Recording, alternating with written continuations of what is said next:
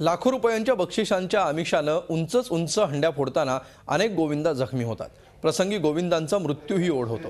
बक्षिसांच्या आमिषानं चालणारी ही जीवघेणी स्पर्धा टाळण्यासाठी शिवसेनेचे आमदार आणि संस्कृती युवा प्रतिष्ठान दहीहंडी उत्सवाचे आयोजक प्रताप सरनाईक यांनी यंदा बक्षिसांची रक्कमच जाहीर केलेली नाही।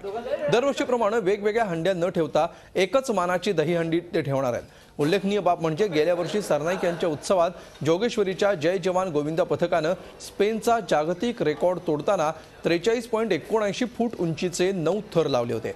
त्यामुळे या मंडळाची गिनीज बुक ऑफ वर्ल्ड रेकॉर्डमध्ये नोंद झाली आहे। गिनीज बुकानं या मंडळासह आयोजक सरनाईक यांना तसं प्रमाणपत्र दिलं आहे।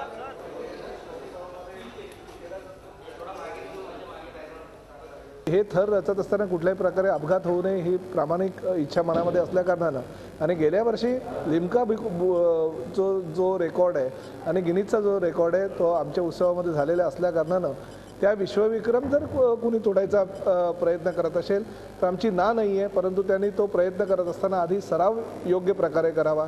त्यांना 9 आणि 10 थर जर त्यांनी रचले तर त्यांना मागेल ती रक्कम द्यायला आजही आम्ही तयार आहोत। झी 24 तास एक पाऊल पुढे।